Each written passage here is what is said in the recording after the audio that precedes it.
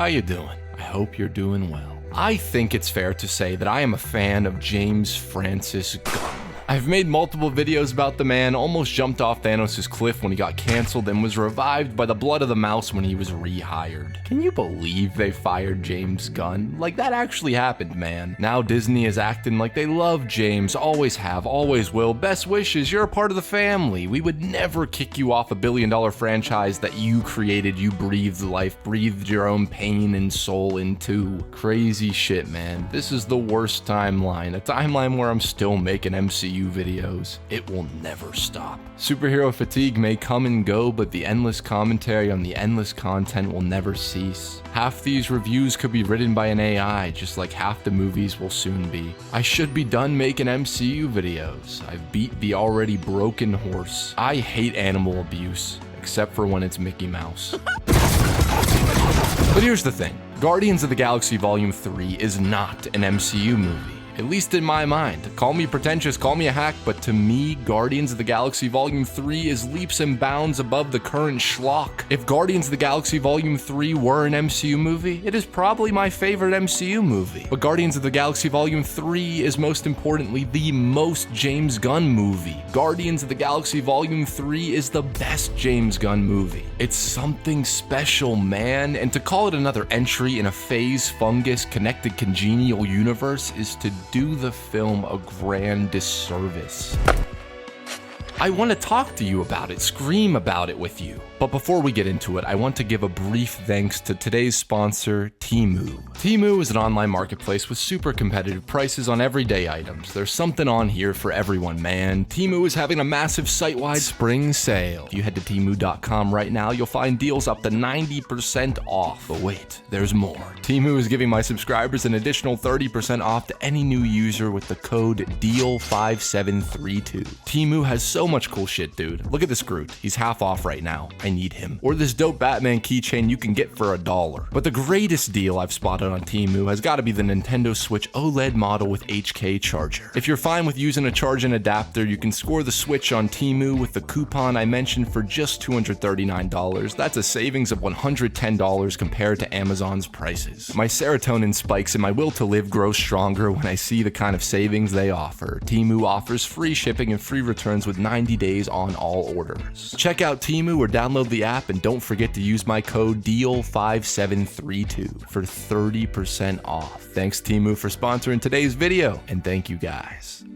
Listen. As a self-proclaimed sullen emo boy, any movie that plays its opening credits on top of a tracking shot with Rocket Raccoon singing along to an acoustic rendition of Creep as he skulks around while Peter Quill passes out drunk due to heartbreak is an immediate 4 out of 5. From the first fucking frame, you know that you are in for an actual movie that actually has something to say. Wow, great fucking film criticism, HiTop. But seriously, dude, would you ever have imagined that a movie of this size, this scale, this demographic hitting box office cow would dare to be this vulnerable, this nasty, this gnarly? Guardians 3 pushes the PG-13 to the max. We see torture, maiming, violence displayed in a way that is very mean, very real, while also being very pop. An absurd amount of needle drops that some may find off-putting, but that to me just felt like James putting every single ounce of himself into this film. I can't believe how tender this movie is. James has always allowed his characters the space to state their flaws, to show their weaknesses. They are funny, they are absurd, but they are stuck. Stuck in these cycles of desire, of pushing and pulling, frogs jumping from one lily pad to another.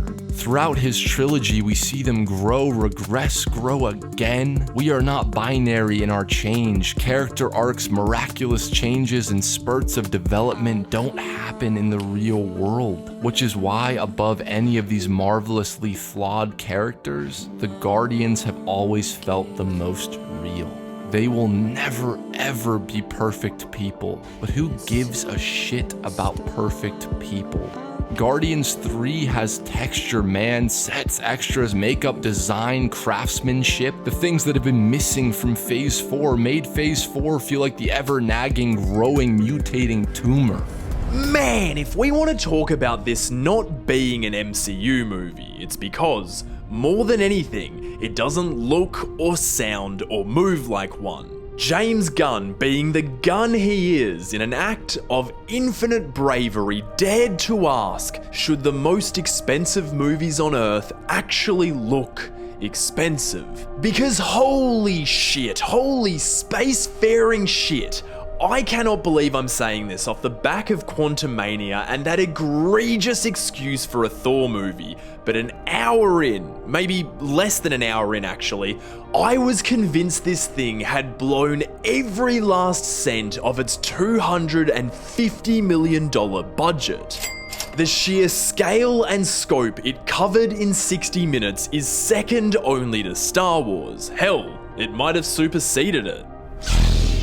The vision, the expansiveness, the big ideas per scene, all immaculately realised and crafted and brought to life with gorgeously glowing photography, staggeringly authentic set builds, and almost unbelievably, genuinely excellent digital effects work that meets at the intersection of real-world tangibility and stylized expressionism, and all that continued for a further 90 minutes. I don't want to overblow this, but not since Gore Verbinski's Pirates movies has a roller coaster ride blockbuster done so much, so explosively, so inventively, and so goddamn excitingly with all that money. Every other second you're seeing some of the zaniest shit you've seen on a big screen in quite some time. And it's proof to me, undeniable, heartbreaking proof that these movies could have, no,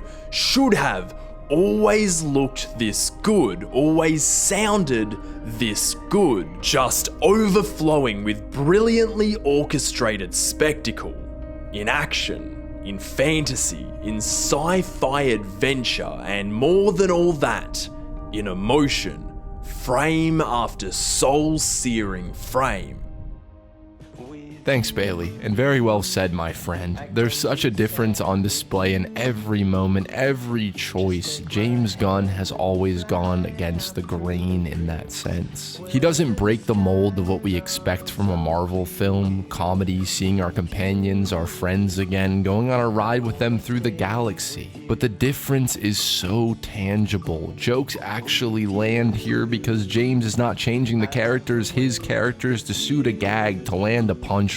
Thor is not becoming a frat bro so Taika can crack a funny. The comedy comes from James's deep-rooted understanding of how these people, these goofballs, these outcasts speak. They are ridiculous, stupid, arrogant, angry, and that leads to laughs without needing to pause the growth, pause the film for a preordained audience applause. I think tons of fans will say Marvel is back, but James Gunn has always been here. The year after Thor: The Dark World, Guardians 1 came out. The year before Ant-Man 2, he made a more intimate, soulful sequel with Guardians 2. I know we, especially me, like to blame the corporate machine for rushing and commanding indie filmmakers to rush out cheap-looking, undercooked nonsense, but James has somehow always managed to work within that and avoid the pitfalls of it by sticking to his guns. The first scene in the Guardians trilogy is Peter being unable to take his mother's hand as she dies. Take my hand. What a profoundly impactful, ballsy thesis from a filmmaker who has never played by the rules. From that scene, through the countless hours we have spent with these characters, we've been a part of something that I doubt we will see again for a long time. His characters, his superheroes, cry out in anguish. They look in desire. Peter Quill dreams of his happy ending with Gamora, with his found family. But he does not get that dream. None of the Guardians do. Drax will never see his daughter again, but maybe he has the chance to be a father. Nebula will never be able to feel parental love, but maybe she can give it. Peter will never be able to take his mother's hand or his Gamora's, but he can try to give his hand to his grandfather who has long waited to know that he's okay. Rocket can't undo his pain, can't take back what's happened to him, but he can give others the life, the freedom, the joy that he longed for. The first image of this film, the first image James shows us, is the haunting, ever-looming hand of abuse choosing an innocent child, an innocent baby animal who has no say, no choice. Immediately gut-wrenching, immediately making a succinct statement. That hand, that twisted, rotten hand of the abuser, has loomed over all our guardians for their entire lives. They have been running from that hand. That hand that made them, forced them to be unable to take another's until the fate of the world was at stake. We've seen that hand, that face in Thanos and Ego. We've seen what they've did to Gamora, to Drax, to Nebula, to Mantis, to Peter, but we never saw Rocket's tormentor, his abuser. And now we are. The High Evolutionary is one of the best Marvel villains simply because he is all evil, all narcissistic, the ultimate abuser. James doesn't give him an ounce of sympathy because some villains and what they do to their victims is beyond understanding, beyond empathy. The Guardians themselves are the morally gray, the tortured who must lash out, who have hurt because they feel so hurt. I may get teary-eyed recording this voiceover, genuinely, because Rocket's first word, the first word he was ever forced to speak, is hurts.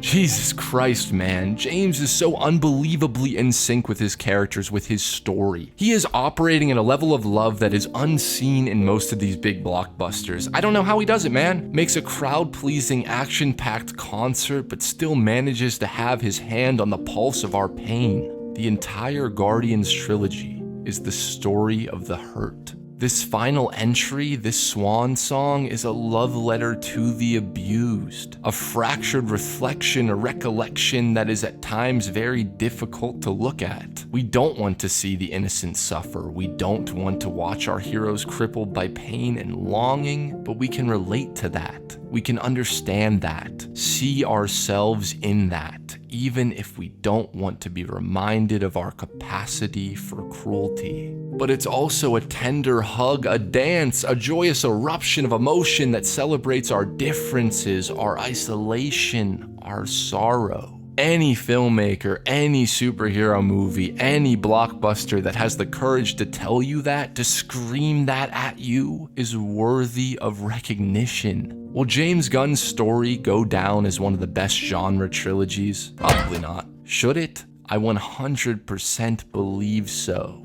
James has always made movies about the broken. Maybe that's why I connect with them so deeply. I am not Peter Quill. I am not Rocket Raccoon. But when I see their faces up there looking at each other, looking at me, I can't help but notice our similarities, our shared hurt. Maybe, even if we are ugly, disfigured, rotten, spiteful, hurting beings, maybe there is hope for us. Maybe together we can finally find our family, find the love that we needed, that we did not deserve to have stolen from us, gripped and dragged away. Maybe we cannot save ourselves, our inner child, from experiencing trauma. Maybe we experience the pain so that we can free others from it. Maybe if these guardians can find it, find that unreachable peace, see that lovely everlasting blue sky outside the cage, maybe I can too, and so can you.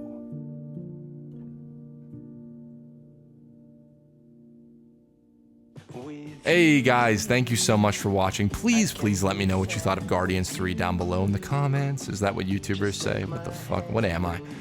Thank you, Bailey, for hopping in this one. He just did a fantastic video on Guardians 1 that you should definitely check out. I hope everyone's doing well, man. Thank you. Have a lovely, lovely, lovely day. I wanna stay with you. With you. I love